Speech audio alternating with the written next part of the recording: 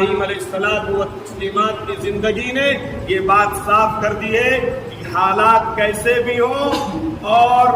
System کیسا بھی ہو،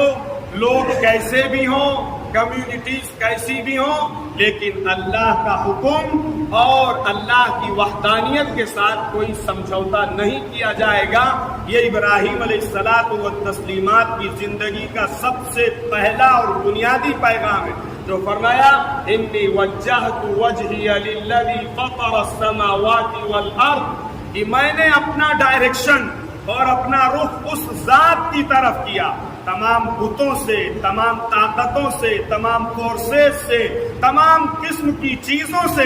کاٹ کر میں نے اپنا رخ اس ذات کی طرف کیا، فطر السماوات والارض، جس نے زمین کو پیدا کیا، جس نے آسمان کو پیدا کیا، اور آگے فرمایا وما انا من المشرکین، اور میں شرک کی گندگیوں میں آلودہ ہونے والا نہیں ہوں۔ ہمارے نبی صلی اللہ علیہ وسلم کو بھی پیشکش کی گئی کہ آپ اگر شادی چاہتے ہیں تو آپ کی سب سے اچھی لڑکی سے شادی کر دیں گے، اگر آپ مال چاہتے ہیں تو ہم مال کے انبار آپ کے پاس لگا دیں گے، اور جو بھی آپ کا پرابلم ہوگا ہم اسے حل کریں گے، لیکن آپ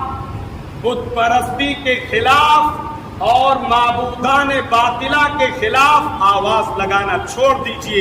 آپ صلی اللہ علیہ وسلم نے فرمایا تھا کہ اگر وہ لوگ میرے ایک ہاتھ پہ سورج رکھیں اور دوسرے ہاتھ پہ چاند رکھیں تو بھی میں اپنے اس مشن سے دعوت کے باعث نہیں جا سکتا ہوں، یا تو میرا مشن پورا ہوگا یا میں ہلاک ہو جاؤں گا۔ یہی ایک مسلمان کی اندر اسپرٹ ہونا چاہیے کہ میں کوئی شرکیہ کام، کوئی بت پرستی والی ایکٹیویٹی، کوئی ایسا کام نہیں کروں گا جو اللہ کو ناراض کرنے والا ہو اور حضور اکرم صلی اللہ علیہ وسلم کی شریعت کے خلاف ہو۔ اگر یہ ابراہیم علیہ السلام کی زندگی کا پہلو،